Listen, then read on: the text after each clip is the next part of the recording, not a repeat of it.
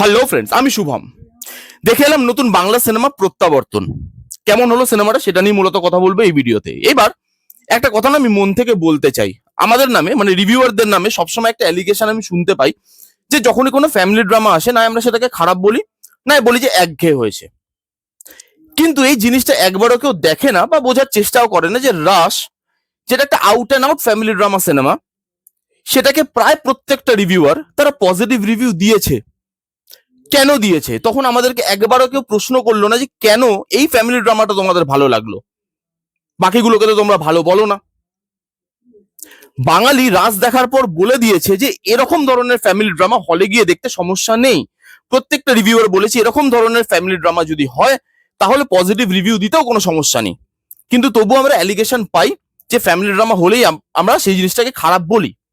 এই যে প্রত্যাবর্তন বলে সিনেমাটা, এই সিনেমাটা না আউট অ্যান্ড আউট একটা ফ্যামিলি ড্রামা হয়ে যেতে পারতো, কিন্তু মেকার্সরা স্মার্টলি এটাকে শুধু ফ্যামিলি ড্রামার মধ্যে আবদ্ধ করে রাখবো এই মেন্টালিটি নিয়ে বানায়নি। গল্প কি খুব অচেনা বা গল্প কি খুব নতুনত্ব কিছু প্রোভাইড করছে? না, সেই একই ছকের গল্প, চেনা গল্প। ম্যাজিকটা কোথায়? ম্যাজিকটা হচ্ছে প্রেজেন্টেশনে। সেটা নিয়েই মূলত এই ভিডিওটা, সেটা নিয়ে কথা বলবো আগে। তার আগে এর গল্পটা আপনাদেরকে বলে দিই। ওই যে বললাম চেনা গল্প, বাবা মা এবং মেয়ের গল্প। বাবা মা সমাজের প্রতিষ্ঠিত ব্যক্তি, একজন ডাক্তার, একজন এনজিও চালায়। মেয়েকে তারা টাইম দিতে পারে না এবং মেয়ে সেই জন্য একটু বাজে সঙ্গতে পড়ে যাচ্ছে, বাজে কাজ করে ফেলছে এবং তার ফলও তার সাথে বাজে হচ্ছে এবং বাবা মাকে লজ্জিত হতে হচ্ছে, কারণ তাদের সমাজে একটা স্টেটাস আছে, তাদের স্টেটাসটা এক নিমেষে হারিয়ে যাচ্ছে। তারা যাচ্ছে তাদের গ্রামের বাড়িতে, মানে বাবা মা এবং মেয়ে তাদের গ্রামের বাড়িতে যাচ্ছে, যেখানে বাবার বাবা হচ্ছে অঞ্জন দা। এবার এই যে মেয়েটার বাবা, যেটা শিলাজিৎ দা প্লে করেছে, এবং শিলাজিৎ দার বাবা অঞ্জন দা, এই যে তিনজন বাবা মেয়ে বাবা ছেলে, এই যে সম্পর্কগুলো, সেগুলো কি করে বদলে যাচ্ছে, সেগুলো কি করে রূপ পাচ্ছে, সেগুলো কি করে পরিণত হচ্ছে, এটা নিয়েই এই 2 ঘন্টার 10 মিনিটের সিনেমাটা। এবার যদি আর পজিটিভ দিকগুলো নিয়ে কথা বলি, অনেকগুলো পজিটিভ দিক আছে।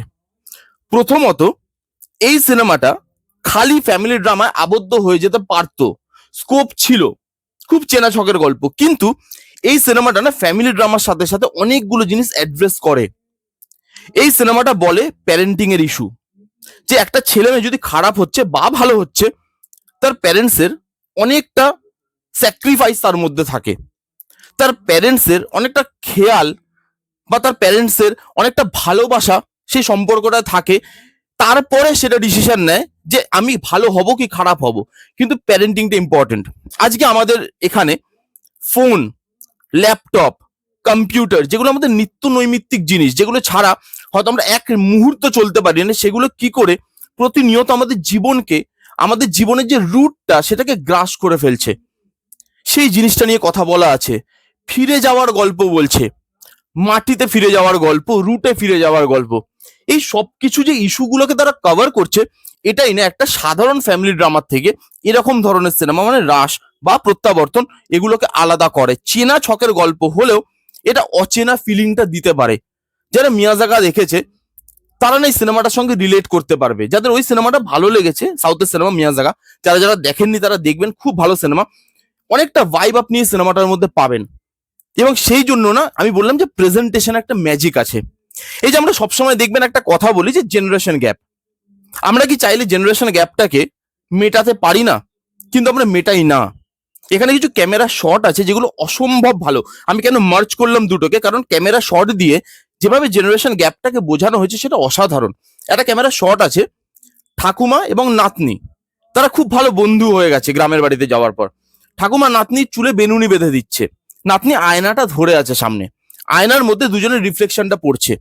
যেখানে আপনি দেখবেন আয়নার মধ্যে নাতনি এবং ঠাকুমাকে, যাদের মধ্যে অনেকটা বড় জেনারেশন গ্যাপ, কিন্তু তবু আজকে তারা বন্ধু।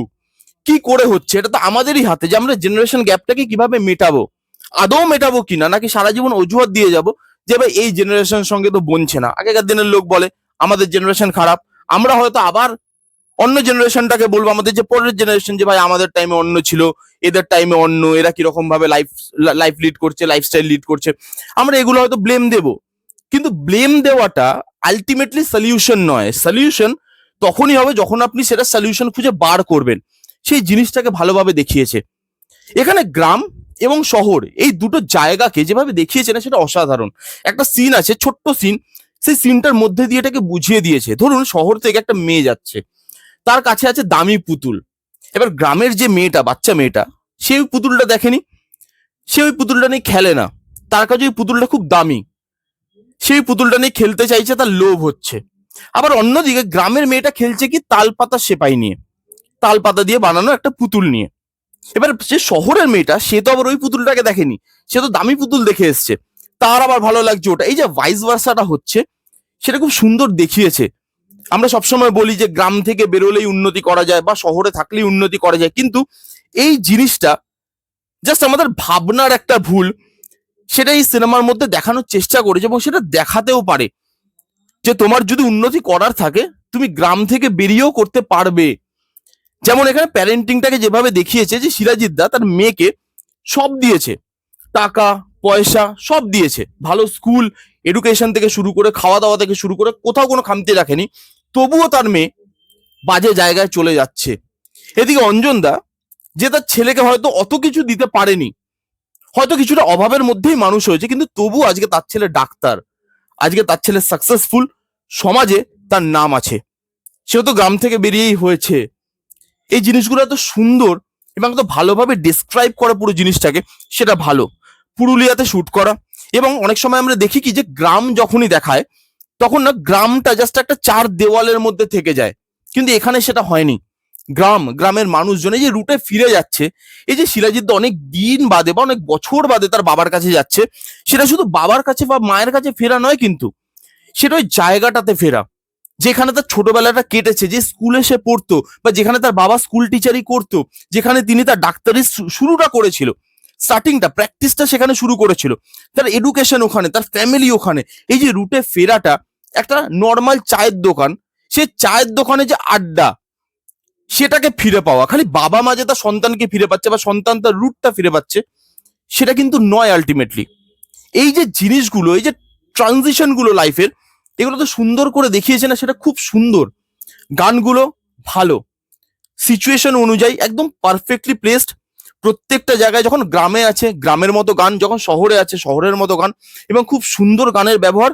গানগুলো সিনগুলো অনুযায়ী ভালো লাগে, সিনগুলো ভালোভাবে শুট করা। গ্রামে যখন গেছে, গ্রামের যে লুক অ্যান্ড ফিল সেটা উঠে এসছে, সেখানে কালার টোনের যে চেঞ্জ এবং সেখানে লাইটিং এর যেভাবে চেঞ্জ করা হয়েছে সেই জিনিসগুলো, বিজিএম এর যেভাবে চেঞ্জ করা হয়েছে সেই জিনিসটা, আপনাকে দুটো লাইফ, আবার শহরে আলাদা লাইটিং বিজিএম সবকিছু শহরে আলাদা, এই দুটো লাইফটাকে যেভাবে টেকনিক্যালি তারা আলাদা করার চেষ্টা করতে পেরেছে, সেই জিনিসটা ভালো।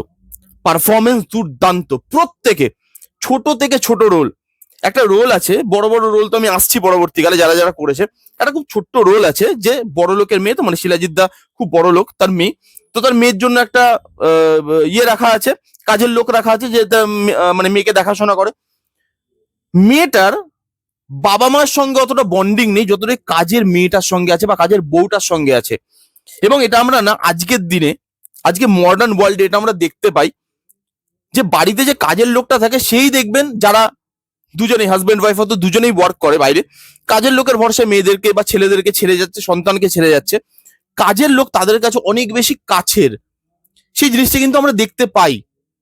তারা মাতৃস্নেহে বড় করে তুলছে, তাদের কাছে স্যালারিটা ইম্পর্টেন্ট নয় একটা টাইমের পর, ওই মেয়েটার ভালো খারাপটাও একটা টাইমের পর ম্যাটার করে কাজের মেয়েটার কাছে।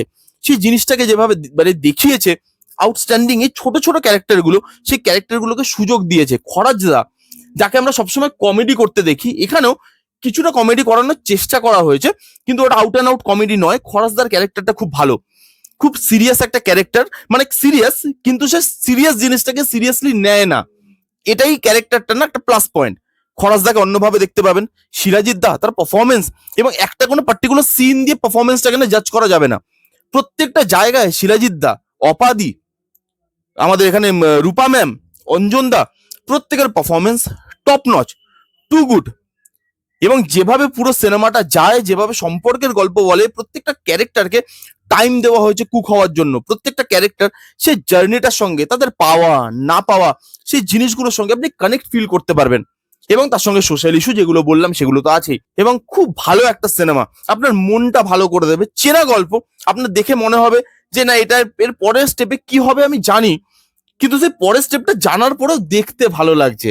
এটাই ট্রিটমেন্টের ম্যাজিক, যেটা আর 5টা সিরিয়াল মার্কা বাংলা সিনেমা বা যেগুলো out and out family drama বানাতে চেষ্টা করে তার হয়তো ম্যাজিকটা বা ওই টোনটা ধরতে পারে না। এরা পেরেছে, রাস পেরেছে। এরকম সিনেমা হলে সেগুলো যদি ফ্যামিলি ড্রামা হয় আমাদের দেখতে কোনো সমস্যা নেই। এবার আসছি সিনেমার নেগেটিভ দিকে। প্রধানত দুটো নেগেটিভ দিক আছে, ঠিক আছে।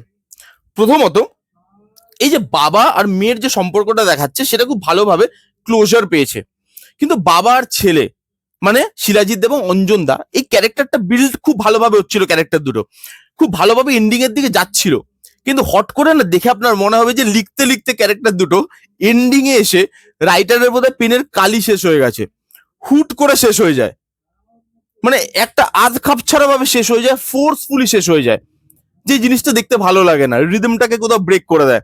আপনার মনে হবে ভাই এত ভালোভাবে বিল্ড আপ দিল, সুন্দরভাবে এগোচ্ছিল জিনিসটা, হঠাৎ করে এরকম ভাবে এত তাড়াহুড়ো করে ক্লোজার দিয়ে দেওয়ার কি কারণ? এবং সেটা আপনি বুঝতে পারবেন ঠিক তার পরের সিনে কেন অত তাড়াতাড়ি ক্লোজার দিয়েছে, কারণ লাস্টে গিয়ে সোশ্যাল ইস্যুটাকে আন্ডারলাইন করতে হবে, দরকার ছিল না। সোশ্যাল ইস্যুগুলো খুব ভালো বোঝা যাচ্ছিল, এখনকার অডিয়েন্স খুব স্মার্ট, তাদের এক্সপোজার অনেক বেশি, মুখে একদম ঢুকিয়ে দেওয়া গিলিয়ে দেওয়ার দরকার পড়ে না অডিয়েন্সকে। তো এখানে যেভাবে লাস্টে সোশ্যাল ইস্যুগুলোকে জাস্ট আন্ডারলাইন করতে করতে গেছে, সেই জিনিসটা খুব ফোর্সফুল লাগে, ওই সিনটা লেন্দি লাগে, ইম্প্যাক্ট ফেলতে পারে না। এই দুটো ছাড়া বাদবাকি সিনেমাটা খুব ভালো, খুব ভালো একটা প্রচেষ্টা। বাজেটের দোহাই না দিয়ে বাঁধা ছকের মধ্যে সিনেমা বানিয়েও তারা যে ছকটাকে ভাঙার চেষ্টা করেছে, সেটার জন্য এই টিমটাকে হ্যাটস অফ দিতে হয়। খুব ভালো একটা সিনেমা, যান পুরো ফ্যামিলি নিয়ে দেখে আসতে পারেন, ভালো লাগবে। এই ছিল প্রত্যাবর্তন বলে সিনেমাটার রিভিউ। কারা কারা অলরেডি দেখেছেন কমেন্ট করে জানান, যারা যারা দেখেননি যান গিয়ে দেখুন, ভালো একটা সিনেমা হয়েছে বাংলাতে। এই ছিল রিভিউ, কেমন লাগলো রিভিউটা জানাতে ভুলবেন না। ভালো লাগলে please give it a Thums up, like করবেন, কমেন্ট করবেন, শেয়ার করবেন, চ্যানেলটাকে মাস্ট মাস্ট সাবস্ক্রাইব করবেন। দেখা হচ্ছে নেক্সট কোনো ভিডিওতে, ততক্ষণ bye bye, take care and be safe.